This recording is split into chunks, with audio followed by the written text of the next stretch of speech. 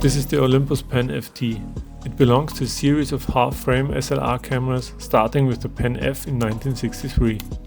This model, the Pen FT, also features a built-in light meter and was introduced in 1966. As a matter of fact, it is the only SLR half-frame camera with interchangeable lenses ever made. It has a small mirror inside that operates vertically, and therefore also the viewfinder operates in portrait orientation, which I quite enjoy.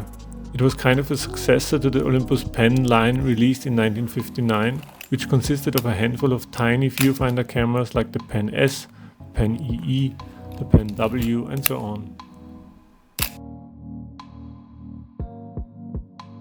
I really like this camera, and actually this is the one film camera I held on to for the longest. I even owned a black Pen FT at some point. But then I had to sell one of them, and so I decided to keep the silver one, which to me has a more classic look to it. Having it for so long, of course I took many pictures with it. But being a half-frame camera, it takes 72 images instead of 36 per roll.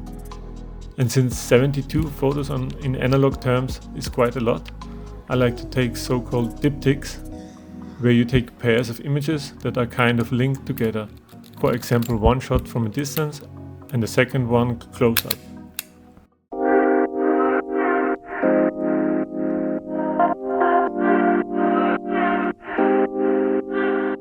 When using a finer grained film like Kodak Ektar or Delta 100, even the smaller format can still produce high quality results. But I find even using standard film like Kodak Gold 200, the images can really look nice.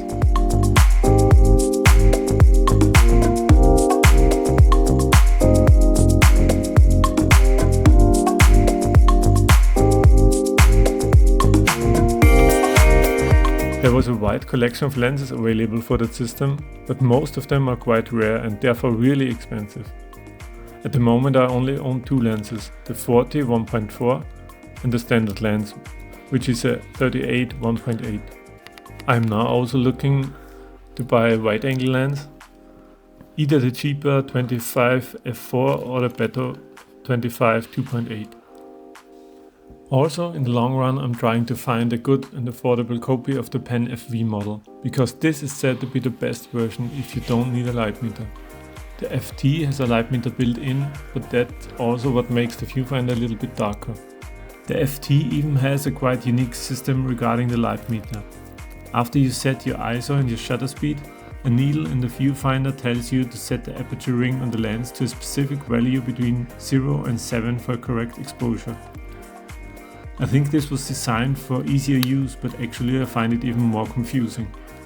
Luckily you can rotate the ring on the lens all the way around, and then you are able to set your lens to the desired aperture value like you can on most other cameras. The FT and the standard 38 1.8 or the 40 1.4 lens can be had together for around 200 to 300 euros depending on the condition and the accessories.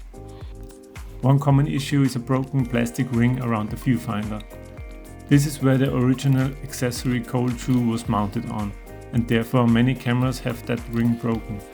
Mine hasn't, and since the original accessory is quite expensive and likes to break the plastic ring, I do use a 3D printed one on my camera, if I ever need to attach something on there, like for example an external light meter.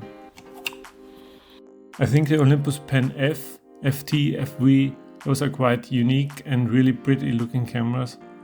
I really enjoy using mine, although sometimes it takes a long time to get through all of the 72 pictures before seeing the images. All in all, I can strongly recommend to try one out. Please like, subscribe and leave a comment down below, and thanks for watching.